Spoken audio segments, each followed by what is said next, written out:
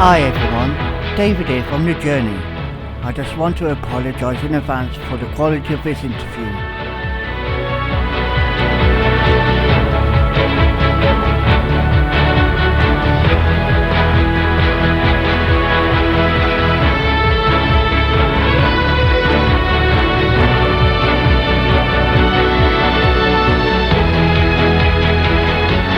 Some say he's a technical whiz. Some say he was born in Cornwall. While some say that he's on a journey.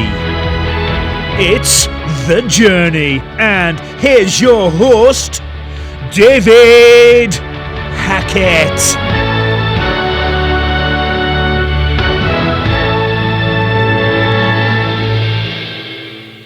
Today's journey is featuring a poet, podcaster, and the author of 2 books. She is also a certified consciousness advisor. She has over 20 years' experience as a freelance journalist and has numerous articles and essays published in both print and online media. A practitioner, teacher, transcendental meditation for over 30 years. Our guest has hosted a bi-monthly podcast, which you can find called Essence of Life, which has a rapid growing audience. So we won't go into much of her journey from the bio, what she sent me, but we welcome Barbara Ann Briggs to The Journey. Thank you. I'm very happy to be here. So everyone has a journey, everyone has an earliest memory. What is your earliest memory in your journey? Well, a memory which stands out in my journey is when I was about 16 years old. I, I wrote an essay, and that essay was concerned with the purpose of human life. I was asking, why am I here? What is the purpose of my life? What is the meaning of life? Is there something higher to be aspired for in life?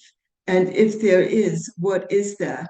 What is that that is calling us from a deep level of our inner being? What is that feeling that there's something more to life than what meets the senses?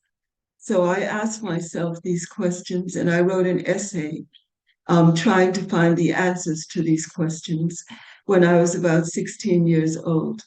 And I think that is, I would say that was the beginning of my spiritual journey. Yeah, and it's just amazing because like you said, you wrote an essay that sparked your journey, but some people have journeys where they write poems, they write songs, they get something that happens in their life. So you writing an essay sparked that in you. Yes, I did. So as you grew from this essay, what made you grow stronger in discovering your journey? Well, from that point on, I felt that there was an inner spiritual calling in my life, that there was something I was meant to do. There was something that I was meant to discover in my life. I wasn't sure what it was, but I began to read many books about saints who had gained a higher state of consciousness, about people who had sacrificed everything to find union with the divine. And as I read these books, I began to feel that my purpose in life was somehow linked to those books that I was reading about the saints who were going toward a higher reality, who wanted to live live a life devoted to self-realization, self-actualization, and what we term as enlightenment, a light in the a life which was anchored in the full light of God. So I felt that I did have a spiritual calling, and I began to search for answers to those eternal questions. And when I began to my college college years, I decided to major in philosophy because I wanted to go more deeply into these eternal questions about the inner meaning of life and to find out what was really hidden beneath the surface values that I felt were just not the full picture of reality. Mm. And did you have support from your family, friends in this when you was doing all this searching? No, it was pretty much a solitary search. I mean, my mother did have a lot of faith in my decisions and the choices I made in my life. She left it to me. She felt I was mature enough to follow my inner voice, had faith in me in that sense, that she didn't try to impose her views. She let me find my views and my truth within myself. And I I can't say the other members of my family were on the same wavelength. I had to follow this path in more of a solitary way, but I didn't mind that. I always felt that the inner drummer to the inner calling, and whether I had to go on the path with others in my family or friends, that wasn't so important to me. It was more important that I followed that inner calling that I had from a young age. Yeah. So as you And I always diverged from the crowd. I was never following the crowd. understand that, I've been there myself. So Yes. as you grew older, was it easier when you was looking for answers, or do you think it got harder? Well, when I was studying philosophy in New York, I did find that I found a in in the works of Plato and the Neoplatonists like Plotinus, and I did find some feelings about in the search in the field of philosophy. I did find some ideas with which resonated with my own feelings about life, and I did meet a master when I was at New York University. There was a saint who came. His name was Sri Chinmoy, and he was from India, I think, and he just came to the university, and he just sat on the stage in absolute silence. And then he said anyone who wanted to come up on the stage, they could come and sit beside him. And so a number of people, including myself, I came and sat on the stage, and we just sat there in absolute silence. And it was a nice experience, and I felt that he did have a special ambience about him. But I didn't feel that it was what I was looking for. I didn't feel that was the path that I was meant to take. And it wasn't really until I left America, when I left America after about a year of teaching in New York, I was at a school in London, and I was reading a book by Uspensky called In Search of the Miraculous. And in that book, he spoke about experiencing much deeper levels of sound than we normally are able to experience. And I spoke to teachers in the school, and he said, "Oh, you should go to a lecture on transcendental meditation." And that's when I learned about transcendental meditation, and I went to a lecture. And I didn't know it was a spiritual path. I wasn't aware of that. It had a lot of scientific research behind it. It's one of the most scientifically backed meditation techniques in the world, actually. And I was convinced by the scientific evidence in terms of brainwave coherence, in terms of reaction time, in terms of mind body coordination, in terms of the different health benefits that it offered. And so I did start meditating. And then after beginning the practice, there are 3 days of knowledge connected to the experiences of meditation. And on the third night, I learned about higher states of consciousness, and I learned about enlightenment, and I learned that this was actually a spiritual path which could lead to the full awakening of human consciousness. And then I began to go more deeply into the knowledge which Maharishi Mahesh Yogi had brought to the world. And I also had the good fortune of meeting Maharishi several months later when he came to give a lecture in the Royal Albert Hall in London. And I, I became convinced that this was the path I was supposed to take in my life. Hmm. And then my whole spiritual journey has been on this path of transcendental meditation. I did meet Maharishi. I did speak to Maharishi several times. I had the good fortune to do, and I felt that this is that I would dedicate my life to realize my quest as a human being, Yeah. and So that is to reach the state of enlightenment.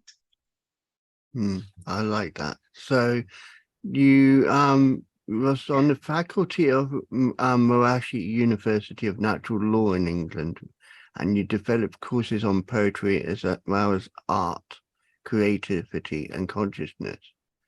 Now that's a good honor to have as well, where you was on the faculty or level of doing things, because you develop courses that help people find their inner calling by discovering art, poetry, creativity, and consciousness. Was that a challenge as well, because you had to find your own way of writing something for people to understand your thinking? Well, I did do my master's degree in curriculum at the Maharishi International University in Iowa. So I did gain some expertise in developing courses. And when I went to England to live, then I did take a faculty training course. And I began to develop my courses in art, creativity, and consciousness. I was very interested in how some of the greatest artists in the world have spoken about how they created from a deep inner level of silence, or even how they created from a higher self, and how the deepest values of their art really came from the core of their root. From the root, everything came and flowered and blossomed from the root. So many artists speak about the invisible being the source of the visible, and how the visible development of art comes from a transcendental level. They called it different things. Sometimes they call it the inner, sometimes they called it the higher self, sometimes they called it the root of their being. But many artists had the spontaneous experience of creating from a transcendental level, because artists by nature, their awareness settles down to, and they begin to experience of perception, because they're always looking to the inner levels of objects. So artists have a more refined value of perception, and because of that, many of them are able to create from a transcendental level, even without learning to meditate. They have that openness which enables them to create. So I wanted to look at the bridge between creativity and transcendence. And so I did develop courses on this. And I also developed a poetry course, which spoke about poetry and the sound and form relationship between the sound of the poem and the actual forms that are being evoked in the imagery of the poem. And I also write poetry, so it was a great joy for me to develop these courses on poetry and art, because these are two subjects that have been very dear to me for many years. I like The that. creative process and poetry, yes. Yeah. So you developed a Facebook page on your debut novel, Pilgrimage on the Path of Love. which has garnered so far, and hopefully we can encourage people to like it as well. 2,500 likes. Now, it shows that people are interested in the subject because, Yeah, not 2,500. it's just 2,500 people are following my Facebook page on my novel, Pilgrimage on the Path of Love. This mm, is the cover of my novel, Pilgrimage on the Path of Love. And I do have a Facebook page for my novel. And yes, there are over 2,500 likes for this page. So I was very happy with that. And I was just very pleased that people, the excerpts and the different reviews that I've gotten for this book, which is my first novel, and it was written mostly in India and mostly in the Himalayas, mm, where I was traveling to Manali and Ladakh many and years ago. I yeah. was in Ladakh, one of the highest points of India. Yes, that was quite an amazing journey. Yes. So it says here in your end of the bio, it says, needless to say, you love music and you currently live in India, but you've traveled widely and consider yourself a citizen of the universe because of how you've done so much and seen so much. But I would urge anyone watching or listening to actually go and like the page, and I hope is it called Pilgrimage on the Path of Love on Facebook? Pilgrimage on the Path of Love. Yeah. So everyone give that It's a called Pilgrimage on the Path of Love. yeah. Okay. So going into the On the future, Path of Love. okay, going into the future, what would you say to inspiring people to be inspired, to be taken forward for their lives? What would you say, for example, their positive message that will get them feeling pushed forward in a way? Well, I would say believe in yourself and don't have capabilities, because ingrained in the human nervous system is the ability to expand your awareness to the ultimate degree. We have the ability to gain full enlightenment, and enlightenment means that you're living your full potential at every moment of life. You're living in that state of ultimate fulfillment and perfect happiness and achieving your goals in life. And all this is possible as long as you develop the full capacity of the mind. And the way to do this, to expand the conscious capacity of the mind, is to transcend the boundaries of thinking, transcend the limitations of thinking, and to experience the finer and finer levels of the thought process, and ultimately to transcend and experience unbounded. And this is the value of meditation, because it allows the mind to transcend the surface thinking level and experience quieter and quieter levels of the thinking process until we transcend thought completely and we experience pure consciousness, unbounded awareness. And that experience of unbounded awareness expands the conscious capacity of the mind, so that usually psychologists have said that most people only use 5 or 10% of their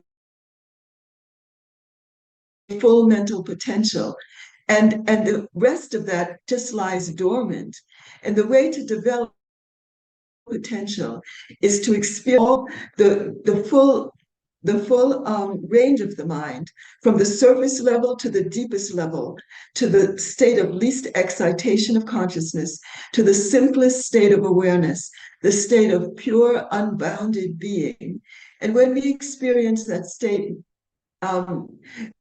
regularly, we bring all the qualities of bliss, perfect orderliness, energy, creativity, intelligence, all those values become fully enlivened in our awareness. And then whatever we want to accomplish in life, it becomes much, much easier and much more spontaneous and automatic because we're using the full potential of our God-given consciousness, because consciousness is the basis of all there is in life. Consciousness, thinking is the basis of action, action is the basis of achievement, and achievement is the basis of fulfillment. So the basis of our fulfillment is the full development of our consciousness. So my message is to develop the full value of consciousness and achieve everything you want in life, and all possibilities are open to you. Just go ahead with full steam ahead, and don't doubt what you can achieve, because it's all possible.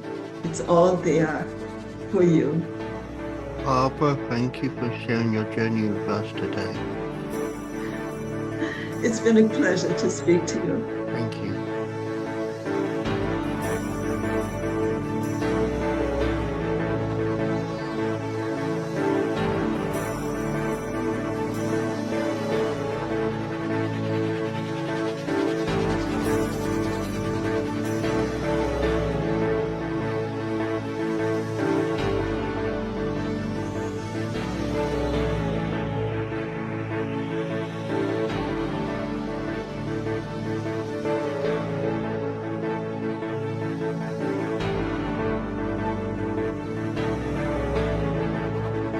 That was The Journey, hosted by Wise Words Imaging, hosted by David Hackett. Be sure to like, subscribe and listen to another journey coming soon.